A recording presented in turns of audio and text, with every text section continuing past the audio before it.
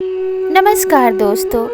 आज की यह कहानी शादीशुदा पुरुषों को ज़रूर देखना चाहिए या फिर जिनकी शादी नहीं हुई है उन्हें भी यह कहानी ज़रूर देखना चाहिए। किसी भी व्यक्ति का चरित्र दीपक की रोशनी के जैसा होता है जो दूर दूर तक प्रकाश फैलाता है। अच्छे चरित्र के लोगों से जीवन को नई राह और प्रेरणा मिलती है। हिंदू धर्म में एक ग्रंथ है मनुस्मृति, जिसमें महिलाओं के लिए कुछ नियम निर्धारित किए गए हैं जिससे उनकी पवित्रता बनी रहे और वो समाज में आदर प्राप्त कर सके। किसी महिला का चरित्र गिर जाए तो उसकी समाज में निंदा होती है, अपमान होता है। चरित्रहीन महिला पशुओं तथा नारकीय जीवों से भी नीची होती है, क्योंकि पशु और नारकीय जीव तो पहले किए हुए पापों का फल भोग कर मनुष्यता की तरफ आ रहे होते हैं, पर चरित्रहीन महिला पापों में लगकर पशुता तथा नरकों की तरफ जा रही होती है। ऐसी स्त्रियों का संग भी पतन करने वाला होता है।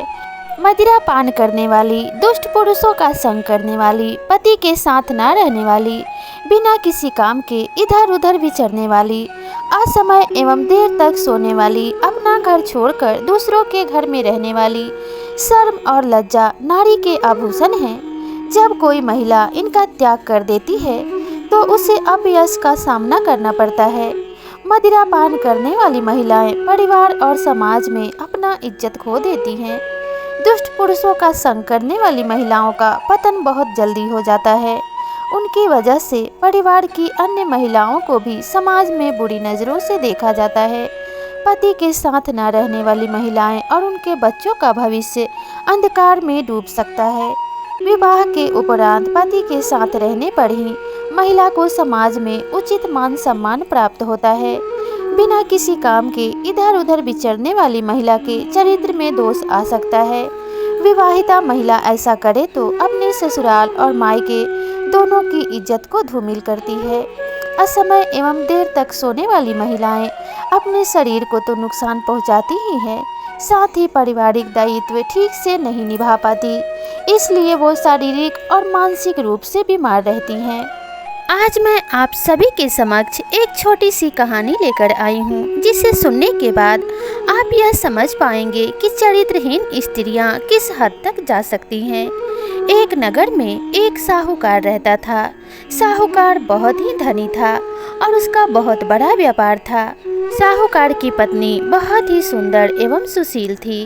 धीरे धीरे साहूकार अपने व्यापार के काम से व्यस्त रहने लगा और घर से बाहर रहने लगा, जिससे साहूकार की पत्नी खुद को अकेला महसूस करने लगी।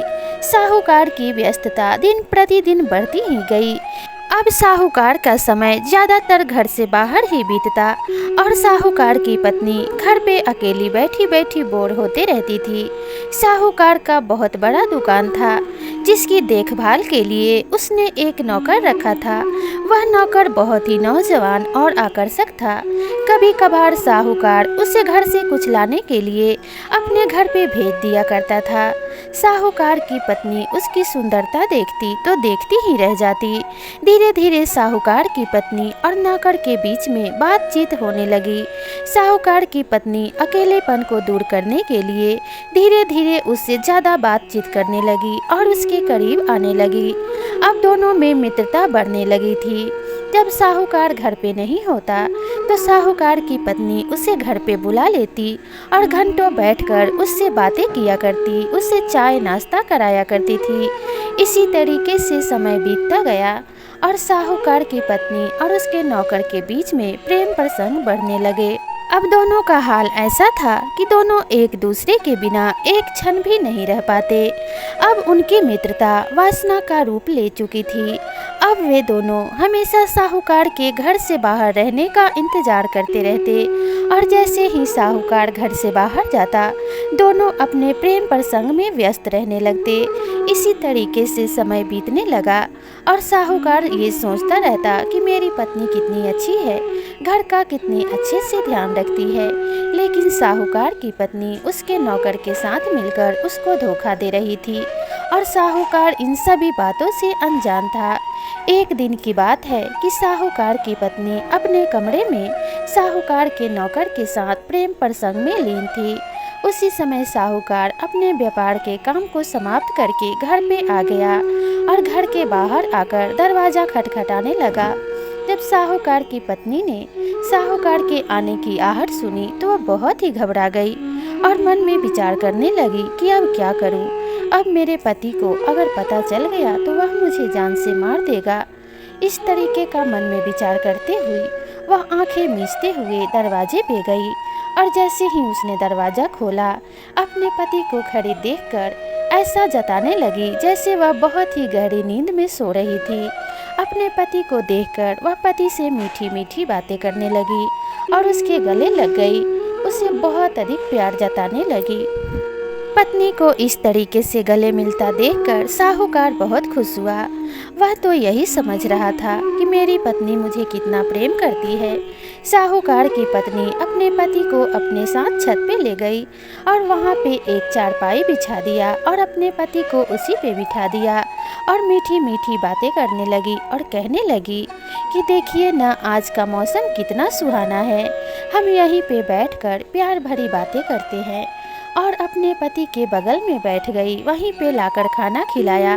खाने में उसने कुछ ऐसा मिला दिया था कि उसके पति को गहरी नींद आ गई।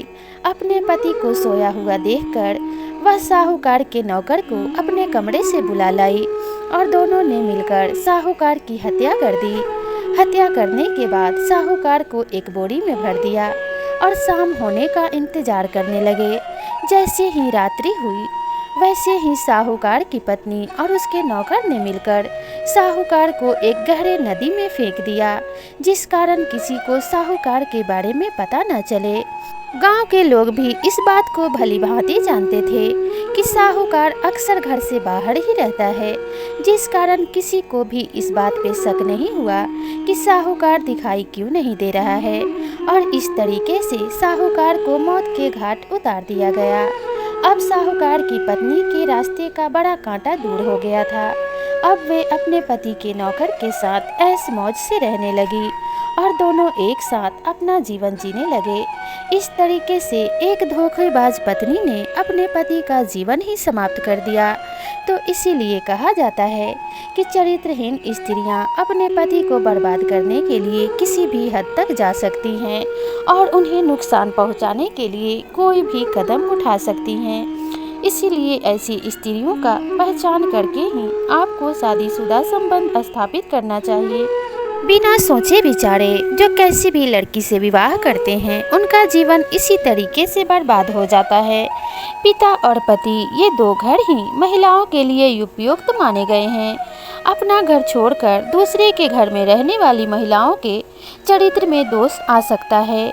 किसी दूसरे के घर में ऐसो आराम हो, लेकिन सुख और अपनापन पिता और पति के घर में ही प्राप्त हो सकता है और कहीं नहीं हो सकता। इसीलिए किसी दूसरे पुरुष से संबंध स्थापित कर उसके घर में रहने वाली महिला को कभी भी अपनापन और सम्मान की प्राप्ति नहीं होती। इसलिए महिलाओं को इस बात का ध्यान रखना चाहिए कि उसके पति और ससुराल का मान सम्मान उसके ही हाथों में है और अपने पिता और उसके मायके का मान सम्मान भी उसके ही हाथों में होता है। इसलिए हर स्त्री को इन बातों का ध्यान रखते हुए अपना जीवन जीना चाहिए।